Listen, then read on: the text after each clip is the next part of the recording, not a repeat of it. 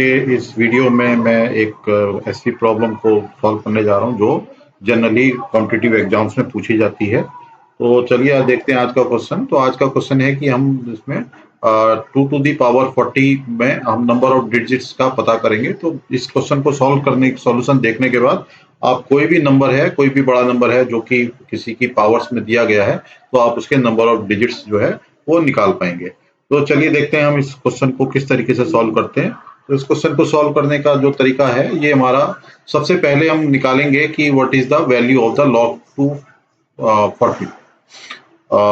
जो 2 to the power 40 जो हमारा नंबर है, इसकी हम log की वैल्यू निकालेंगे।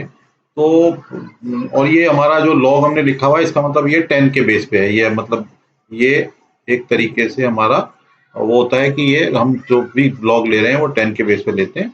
तो इसकी वैल्यू जो है, ये हम जब निकालेंगे तो ये आ जाएगा 40 log 2, क्योंकि ये log का फार्मूला है कि 40 को हम इधर ले लेंगे और log 2 की वैल्यू को इस तरीके से हम इसको लिख सकते हैं। तो इसको लिखने के बाद हम जब देखते हैं तो इसकी log 2 की वैल्यू बहुत फेमस है, जो कि जो है हमारी 0.301 होती है। ये हमें log 2, log 3, log 5 की वैल्यू जो है जनरली हमारे अगर जो हम कॉम्पिटिटिव एग्जाम में बैठते हैं तो हमें वैसे भी याद रहनी चाहिए। तो ये हमारा जो आंसर आ जाएगा वो आ जाएगा 40 मल्टीप्लाइड बाई 0.301, और जब इसको मल्टीप्लाइड करते हैं तो इसकी वैल्यू आ जाएगी 12.04। तो ये अब हमारा जो log की वैल्यू आ गई 2.04 आ गई है log 2 टू दी पावर 40 जो हमारा नंबर था इसमें।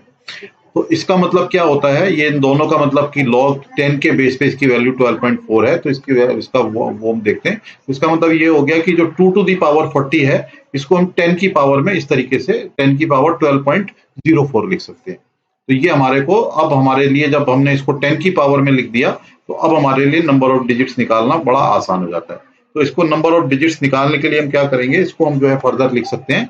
तो इसको लिख सकते हैं 10 टू दी पावर 0.04 12 प्लस जो 12.04 है हमारा, इसको हम लिख सकते हैं 12 प्लस 0.04। तो यहाँ पे 0.04 को हमने अलग लिख दिया और 10 टू दी पावर 12 को अलग लिख दिया। अब हम इसमें देखते हैं कि ये जो हमारा जो नंबर आया है 10 टू दी पावर 12, तो इसमें नंबर ऑफ डिजिट्स कितने होंगे। इसमें जो नंबर ऑफ डिजिट्स होंगे, इसका मतलब ये हो गया कि हम एक के आगे बाकी हम 12 जीरो लगाएंगे। 1 2 3 4 5 6 7 8 9 10 11 12, इस तरीके से हम 12 जब जीरो लगाएंगे तो हमारा ये इसका मतलब होगा 10 टू दी पावर 12। तो 12 तो हमारे ये जीरो लग गए यहाँ पर, और एक ये पहली वाली डिजिट है। तो टोटल नंबर ऑफ डिजिट्स कितनी हो गई इसमें, 13 हो गई। यहाँ पर इस वाले नंबर में नंबर ऑफ डिजिट्स जो है वो हमारी 13 हो जाती है। अब ये 13 डिजिट्स तो इसमें हो गई। अब ये देखते हैं कि अगर जो ये वाला नंबर हमारा 10 से बड़ा है बाय द वे, तो ये डिजिट्स 14 हो जाएंगी, और अगर जो ये 1 से कम है तो इसका मतलब नंबर ऑफ डिजिट्स हमारी जो है वो कम हो जाएंगी। तो चलिए देखते हैं 10 टू, अब ये 10 टू दी पावर 0.04 का मतलब हम ये मान के चलते हैं कि जो 10 टू दी पावर 0 होता है, 10 to the power 0 is equal to होता है हमेशा 1 होता है, और 10 टू दी पावर 1 जो होता है वो हमारा 10 होता है। यानी कि ये जो 10 टू दी पावर 0.04 है, इसकी वैल्यू कितनी होगी, इसकी वैल्यू होगी ये 1 से तो ज्यादा होगी, क्योंकि 10 टू दी पावर 0 होता है, 10 टू दी पावर 1 का मतलब होता है 10।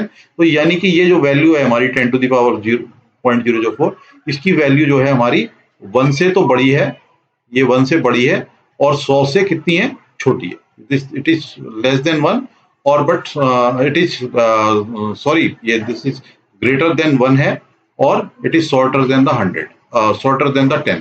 तो अगर जो ये 10 से छोटी है और 1 से बड़ी है, तो इसको अगर जो आप मल्टीप्लाई भी कर, अगर जो इसको 5 से मल्टीप्लाई कर दीजिए, 6 से मल्टीप्लाई कर दीजिए, तो इसकी नंबर ऑफ डिजिट्स जो है सेम रहेगी। तो इसका मतलब क्या हो गया कि ये जो हमारा जो नंबर है 2 टू दी पावर 40, इसकी नंबर ऑफ डिजिट्स जो है वो हमारी 13 होंगी। तो ये हमारा जो आंसर आ गया, number of the digits is equal to 13। तो इस तरीके से आप देखते हैं कि कोई भी आपका क्वेश्चन आता है डिजिट्स का, तो आप इसको इस तरीके से 10 की पावर 10 लॉग में लेके और उसको सॉल्व कर सकते हैं।